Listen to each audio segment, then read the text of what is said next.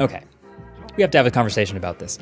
I feel like it's been a minute since I've done just like an old school, straight to camera rant video, but this has been all over my timeline lately, so I feel like I have to. So meet Neo, potentially the most futuristic product we've ever seen. This thing is a full-fledged humanoid robot, 5'6", 66 pounds, 4-hour battery life, self-charging, and it lives in your house. It's finally here. Get your mind out of the gutter. It's for doing chores. It's a housekeeper. It has the same dexterity as a human because it's shaped just like a human, walks around on 2 legs, has 10 fingers. It can fold laundry and put it away for you, or it can do the dishes for you from start to finish and then put everything away. It can go around and water the plants outside or inside on a perfect schedule, and it never forgets a single plant. And then it'll go around and vacuum and tidy up the house if anything gets left out. It always knows where everything is. It can find the TV remote, and it'll basically actively do all the chores that you know you have to do, but you don't actually want to do. And when it's done, it goes back to its little docking spot and charges itself. Imagine going out for the day of work and coming back a few hours later and everything's done. All the chores are finished. Every single time, every day, you never have to do chores again. That's amazing. Or maybe let's say you have mobility issues. This thing can sort of act as a personal assistant in a lot of ways. These are things that represent massive value for a lot of people. And it's available to order now? This is available to order? This feels like it could be the best tech announcement of all time in 2025, except this isn't real. And I mean that in the most literal way possible. This is not real. First of all, it's a pre-order. So you can go to this website right now and you can pick between 3 colors, and then it's either $500 a month subscription for a standard delivery, or you can pay a flat $20,000 to own it outright and get priority delivery. Just drop a $200 fully refundable deposit to get in line today, and deliveries in the US start sometime next year. And that's just allegedly. We don't know when it's actually going to ship. Now, to be clear, it's not actually the price that I have a big problem with. Like, I know these numbers seem eye-popping on paper, but this is a first-generation, bleeding-edge humanoid robot assistant. Like, I never thought that this would be cheap, and also there isn't really competition yet. So you got to imagine the target audience is going to be people whose time is worth more than the money they're spending on it. Like, this is for people who the idea of saving a few hours on chores every week so that they can use that time to make more money actually makes logical sense. Like, people really think like that. It's for early adopters. It's for people who want to spend however much they think it's worth on this brand new novel thing. That's fine. But my issue with this product is the gap between what it's actually capable of today and what they're promising as they take your money today. Like, I think when people watch a video like this, they expect that this robot has some sort of built-in artificial intelligence that allows it to recognize objects and navigate around on its own and learn your house and be productive for those hours while you're gone. And that, I think, would be a reasonable thing to get out of watching that video because that's what it's designed to show. That's what you're supposed to feel. That's the dream. But that's not actually what's happening. So Joanna Stern, the legend, she did a video with this Neo robot also this week where the company showed her all of the things that it could do. And turns out 100% of the things that they showed her were remotely controlled by a human in another room wearing a VR headset with controllers. That's not exaggerating. 100% of the stuff they showed her. The carrying things around, the loading up the dishwasher. I mean, look at this thing.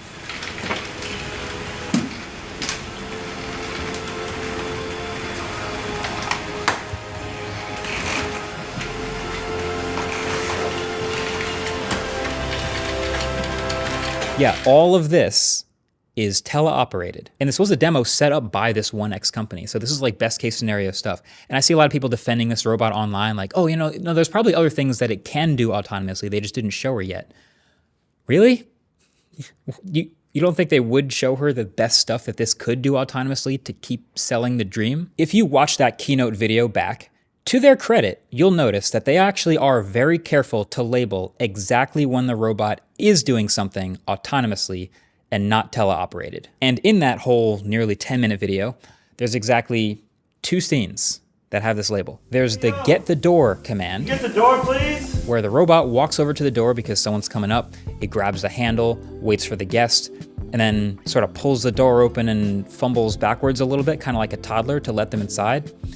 And then there's the put away the dishes command, where the robot toddles over to the person, recognizes the harmless, not glass, empty cup in its hand, grabs it, and then walks away with it. Cool.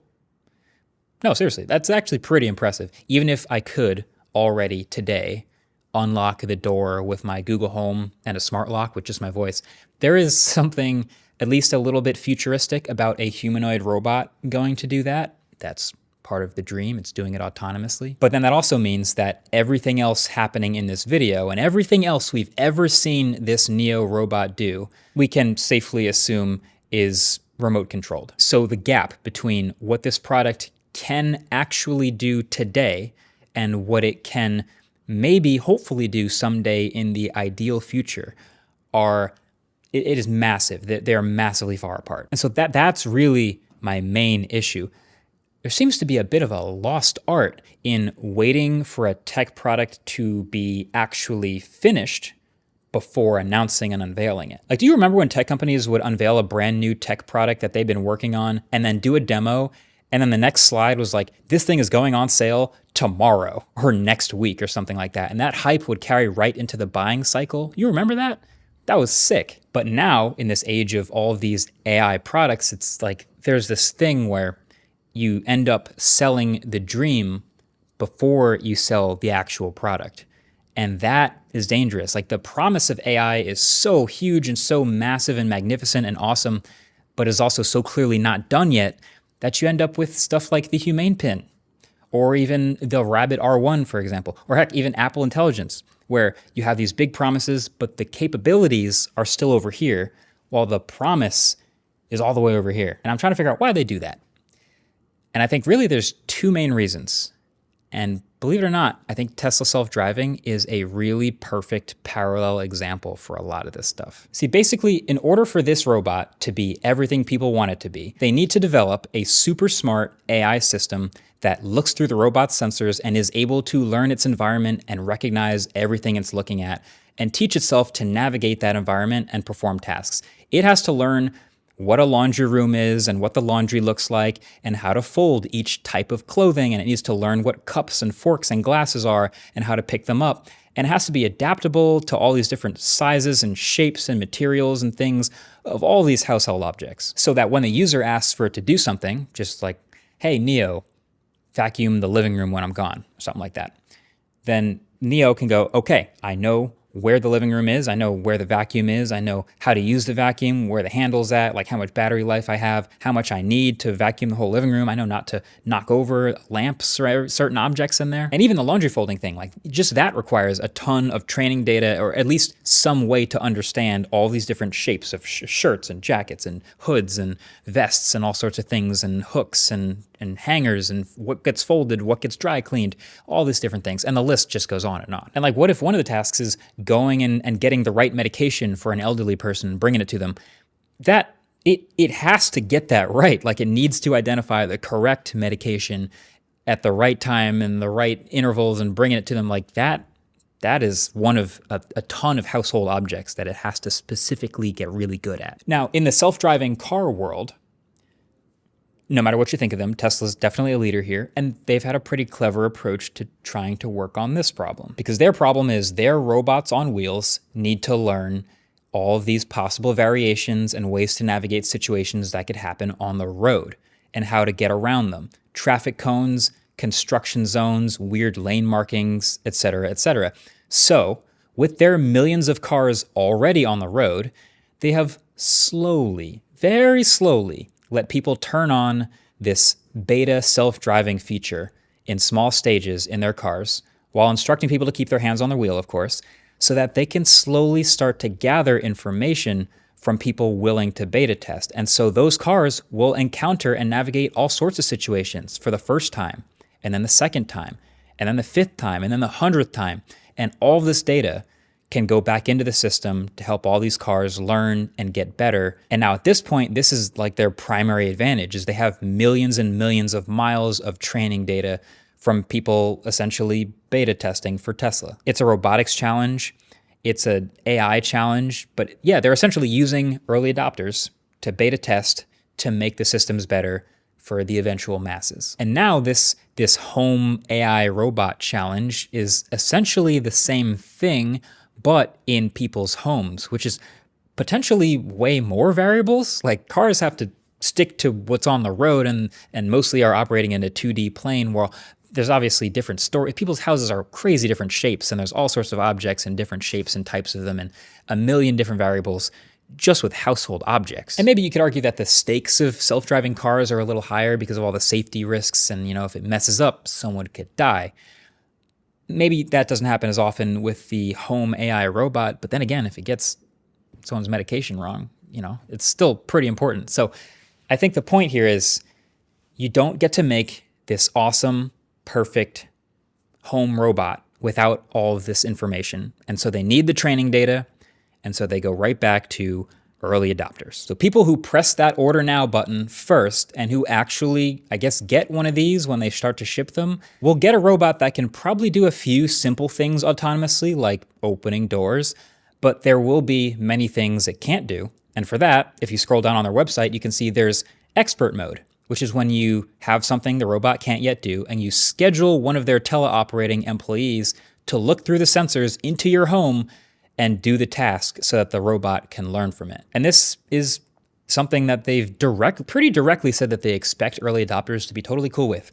Like, go watch Joanna's video. I'll link it below the like button. She basically grills the CEO about all this stuff, and he's kind of just like, yeah, if you want to be on the bleeding edge of this, like, we'll probably blur faces and maybe let you geo-fence certain areas of your house, but yeah, that'll be one of the things that they allow you to do. So look, there are certain industries where pre-ordering something that's not finished yet is actually normal behavior. Like, this happens all the time with smartphones now.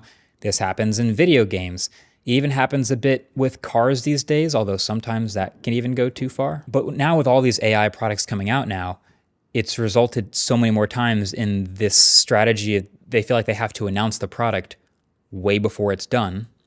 And they end up putting out this thing that is just nowhere near the dream. And that's how you get, we talked about the humane pin.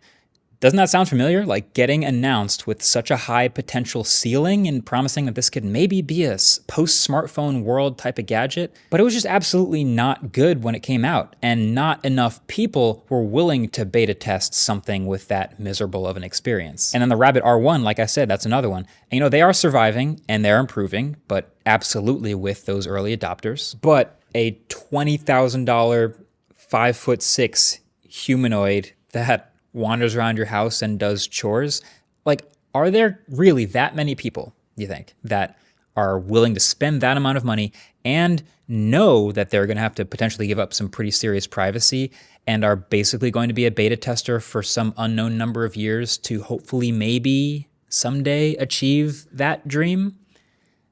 Some of those people are out there, but is there enough of those people? I don't know. I clearly don't know, and I think a lot of other people don't know. There are obviously a lot of potential downsides to this robot. It's too small and weak to carry anything super heavy. It's also too slow and a bit too clumsy, it looks like, to do anything really serious. And it requires inviting a ton of remote viewable cameras and microphones into your house. And it could also fall over and have a hard time getting up. And also, just like the self-driving car, there are a number of situations where the robot getting enough things wrong could be dangerous. Like just the medication stuff that I talked about earlier, or even it just clumsily dropping something made of glass, or any other various potentially dangerous household situation.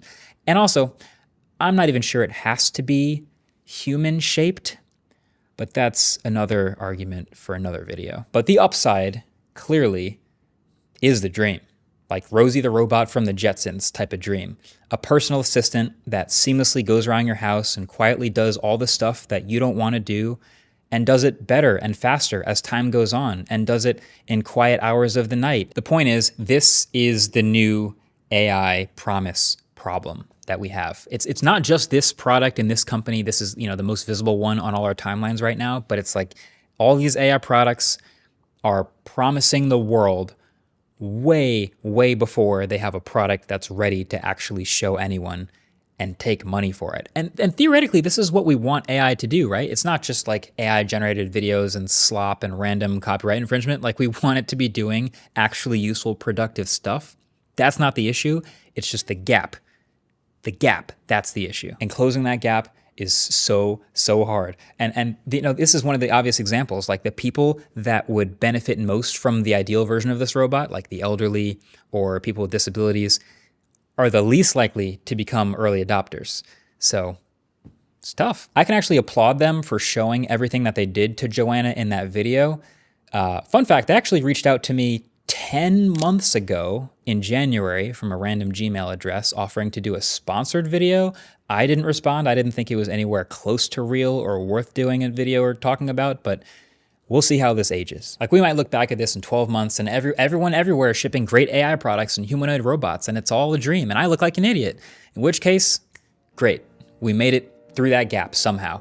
But history seems to be suggesting that I'll probably be right about this one, at least for now. But hey, subscribe to see me eat my words if I'm wrong. Thanks for watching. Catch you in the next one. Peace.